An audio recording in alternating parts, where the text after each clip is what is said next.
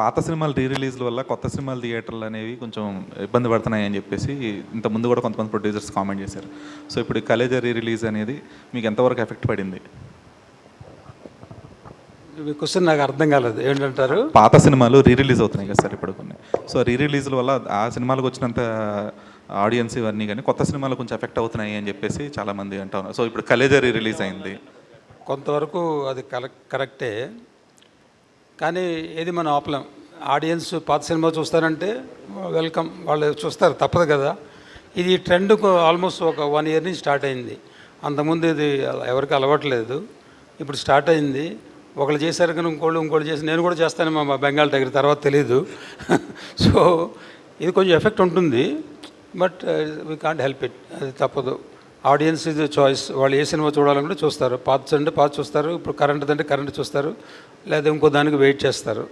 So ఇదంతా ఆడియన్స్కే మనం ఇచ్చేస్తాం అన్నమాట ఫ్రీడమ్, అది మనం ఆపలేం. అది అంటే దానికి ఒక కలెక్టివ్ డెసిషన్ లాగా we can't do anything from the chamber కానీ లేదంటే ప్రొడ్యూసర్స్ అందరూ కానీ కలెక్టివ్ డెసిషన్ టైప్లో. ఇది అంటే పెద్ద సినిమాలు కానీ లేదంటే సినిమాలు రిలీజ్ లేని టైంలో రీ రిలీజ్లు చేసి కొత్త సినిమాలు వచ్చిన టైంలో దాన్ని అవాయిడ్ చేసే అవకాశం ఏమన్నా? ప్రతి వారం ఏదో కొత్త సినిమా రిలీజ్ అవుతుంటుంది. పాత సినిమాలు 100 కొద్ది ఉన్నాయి. ఎలా చెప్పండి, ఎలా సార్ట్అవుట్ చేస్తారు? తప్పదు కదా. సో ఛాంబర్ దీంట్లో ఇన్వాల్వ్ అవ్వదు, ఎందుకంటే ఇది ఫ్రీడమ్. ఎవరి సినిమా వాళ్ళు రిలీజ్ చేసుకోవాలంటే ఎవరు ఆపలేరు. రిక్వెస్ట్ చేయొచ్చు, ఆ రిక్వెస్ట్ ఎంతవరకు వాళ్ళు అబ్లైజ్ చేస్తారనేది మనకు తెలియదు. సో ఇది కొంచెం కష్టమైన పనే. సో ఛాంబర్లో ఇంతవరకు డిస్కషన్ జరగలేదు. మేబీ మీ సజెషన్ వల్ల నెక్స్ట్ టైం ఛాంబర్లో మాట్లాడతాం, ఏమైనా చేయొచ్చేమో. అంటే ఫ్రైడే కాకుండా మండే రిలీజ్ చేయమని చెప్పొచ్చు. ఇప్పుడు కొత్త సినిమా ఫ్రైడే సాటర్డే సండే అయిన తర్వాత రీ రిలీజు ఫ్రైడే కాకుండా మండే రిలీజ్ చేసుకోండి అని మనం రిక్వెస్ట్ చేస్తే అది ఇద్దరికీ బాగుంటుంది. ఇది నాకు తట్టిన ఐడియా, డిస్కస్ చేయాలి. బెల్లంకొండ సాయి శ్రీనివాస్ గారు. Sir, I want to now point of view, Nino, I was part of this and yes, there is a slight effect and my request నేను అనుకుంది ఏంటంటే మనకి ఆల్రెడీ ఐపీఎల్ ఉన్నాయి, ఐపీఎల్ వచ్చింది, దానివల్ల సినిమా ఎఫెక్ట్ అయి ఉంది. అండ్ థియేటర్స్కి ఓటీటీ అది ఆల్రెడీ వచ్చింది. అండ్ సో మనకి ఓటీటీ ఉంటూనే థియేటర్స్ కూడా ఎలాగనేది ఒక ప్యారలల్ వరల్డ్ నడుస్తుంది. ఇంకా సినిమా అంత గొప్పది కాబట్టి, అండ్ తెలుగు ఆడియన్స్ ఆ థియేటర్ ఎక్స్పీరియన్స్ నచ్చుతుంది కాబట్టి. అండ్ అన్ని పండుగలు, ముఖ్యమైన డేట్స్ అన్నీ ఆల్రెడీ పెద్ద సినిమాలు ముందుగానే బ్లాక్ చేసుకుంటారు, and you know that. And ఇలాంటి టైంలో నాకు ఫ్రమ్ మై టీమ్ దగ్గర నుంచి కానీ నా సొంతంగా నేనేం ఫీల్ అయ్యానంటే, రీ రిలీజెస్ వీకెండ్ అవాయిడ్ చేసి వీక్ డేస్ ఏదైనా పెట్టగలిగితే that will be a great idea అండి. ఎందుకంటే ఆబ్వియస్లీ దానికి ఉన్న పుల్లు, దానికి ఉన్న స్ట్రెంత్ ఆటోమేటిక్గా ఉంటుంది. అండ్ మన తెలుగు సినిమాని మనమే ఇంకో తెలుగు సినిమాతో చంపుకోవడం ఇన్ ద సెన్స్ ఒక ఎఫెక్ట్ రావడం అనేది I don't think that's good practice. But then weekends అందరూ ఆర్గ్యూ చేయొచ్చు, వీకెండ్స్ ఎక్కడ టైం దొరుకుతుంది అనేసి. ఇట్స్ పెద్దవాళ్ళు కూర్చొని కలెక్టివ్ డెసిషన్ తీసుకుంటే I think it will be a great thing అండి. కీపింగ్ అగైన్ అన్ని పండుగలు, అన్ని మంచి డేట్స్ అన్నీ తీసుకుంటారు కాబట్టి. So I think there should be some collective decision on this అండి. Thank you. బెల్లంకొండ సాయి గారు, ఇక్కడ మీ పర్ఫార్మెన్స్ గురించి ఎక్కువగా క్లైమాక్స్ అలాగే ప్రీ ఇంటర్వ్యూల గురించి మాట్లాడుతున్నారు. ఆ పూనకం షార్ట్స్ బాగా వైరల్ అవుతున్నాయి. దానికి ఎంత హోంవర్క్ చేశారు మీరు సినిమా? అంటే చెప్పాలంటే బ్లైండ్గా డైరెక్ట్గానే బిలీవ్ చేశానండి. అండ్ ఫస్ట్ ఆఫ్ ఆల్ నాకు ఈ కథ ఎగ్జైట్ చేసిన పాయింట్ అనమాట. సో తెలియకుండా నేను కూడా ది బెస్ట్ ఇవ్వాలి. ఎందుకంటే ఈ సినిమాకి ఒక ఆయు పట్టులాగా. సో చాలా జాగ్రత్తలు తీసుకొని, మళ్ళీ మీకు తెలుసు పూనకాలం అనేది మోస్ట్లీ ఉమెన్కి వస్తుంది. మనం చూస్తుంటే కానీ గుళ్ళ దగ్గర కానీ ఎక్కడైనా సరే ఉమెన్కి వస్తుంది. యాక్చువల్లీ నిన్న నాకు ఒక జర్నలిస్ట్ గారు చాలా మంచి కాంప్లిమెంట్ ఇచ్చారు. సార్, మామూలుగా పూనకం అనేది లేడీస్కి వస్తుంది, కానీ మీరు చేస్తే అది చాలా బిలీవబిలిటీగా ఉండింది. అండ్ అంత ఈజీ కాదు, చాలా ఛాలెంజింగ్గా తీసుకున్నట్టున్నారు మీరు.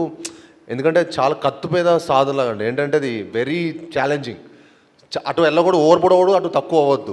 సో ఆ కరెక్ట్ మీటర్ని పట్టుకోవడం అనేది చాలా టఫ్. బట్ లక్కీలీ నేను డైరెక్టర్ గారు కరెక్ట్ మీటర్ పట్టుకొని దాన్ని చేయడం జరిగింది. లిటరలీ గూస్ బంప్స్ అండి. అయితే ఎన్ని టేక్స్ తీసుకున్నారు దానికి?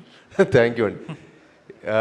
నాకు అంత గుర్తులేదు డైరెక్టర్ గారికి మోస్ట్లీ, బట్ నాకు తెలిసి 1 2 takes or 3 మ్యాక్సిమం అయిపోయినాయి అండి. అంటే అది ఆ తెలుగు నా కుంకం అవన్నీ బాడీ మీద మొత్తం వేసుకునేసరికి తెలియని ఒక ఎనర్జీ వచ్చింది. మీరు అన్నట్టు కాంతార వైపు కూడా క్రియేట్ అయింది కొంత. Sir thank you sir. Congrats. Thank you. Director Vijay గారు. యా భయ్. Hi sir. అంటే నేను ఒరిజినల్ చూశాను, కానీ మీరు చేంజెస్ చేశారు, బాగుంది. పక్కా తెలుగు కమర్షియల్ ఫిల్మ్లో చేసుకొచ్చారు. అయితే ఒకటి రెండు కంప్లైంట్ ఏంటంటే సెకండ్ హాఫ్లో ఒక సాంగ్ కొంచెం స్పీడ్ బ్రేకర్ అనిపిస్తుంది అంటున్నారు. ఆ సాంగ్స్ ఎక్కువ యాడ్ చేయడానికి శ్రీచరణ్ పాకాల మీ ఫ్రెండ్ అని పెట్టారా, లేదు అంటే అలానే కాదు. సినిమా కమర్షియాలిటీ కోసం ఇచ్చారు? అంటే ఫస్ట్ కథ వచ్చినప్పుడు అసలు అంటే శ్రీచరణ్ పాకాల కాదు, అంటే మా ప్రొడ్యూసర్స్ హీరో కూడా ఎప్పుడు అడగలేదు నన్ను ఒక సాంగ్ ఏదైనా పెడదామని. సెకండ్ హాఫ్ బ్రేక్ కోసం, అంటే మన తెలుగు ఆడియన్స్ కోసం, కొంచెం మార్క్స్ ప్రేక్షకుల కోసం చిన్న బ్రేక్ కోసం పెట్టాం. అంటే ఒకటే టెంపోలో ఉన్నా కానీ అక్కడ వరకు మనం అంటే బ్రెయిన్ ఎక్కువ స్ట్రెయిన్ అయిపోద్ది, మధ్యలో చిన్న ఒక రిలాక్స్ మూడ్ ఇవ్వాలి, అందుకోసం సాంగ్ పెట్టడం జరిగింది అంతే. అంతే తప్ప శ్రీచరణ్ నా ఫ్రెండ్ అని లేదా సాయిబ్రో నాకు అవకాశం ఇచ్చాడని కాదు, అది అక్కడ స్పేస్కి అవసరం అనిపించింది అంతే. శ్రీచరణ్ గారు చాలా తప్పు తెలుసు sir. First of all congrats అండి, చాలా బాగుంది. Thank you. అంటే మీరు మీకు కాదు అంటే ఫస్ట్ టైం ఒక మాస్ సాంగ్ ఇచ్చాడు, ఒక సెట్ సాంగ్. మీరు ఇలా అడిగేసరికి ఇంకా నెక్స్ట్ టైం వచ్చినా వద్దేమో బ్రో అని అంటాడు. అంత భయపెట్టేది ప్లీజ్ దయచేసి. అదే ఇది డైరెక్ట్ గిచ్చమాక గొచ్చమాకే ఇంకా. సో మీరు అంటే చేసిన సినిమాల్లో సెలెక్టివ్గా కొన్ని సినిమాలు బాగా చేస్తున్నారు, లైక్ మన అడవి శేషుక్ కానీ అయితే విజయ్ గారికి కానీ బాగా చేస్తున్నారు.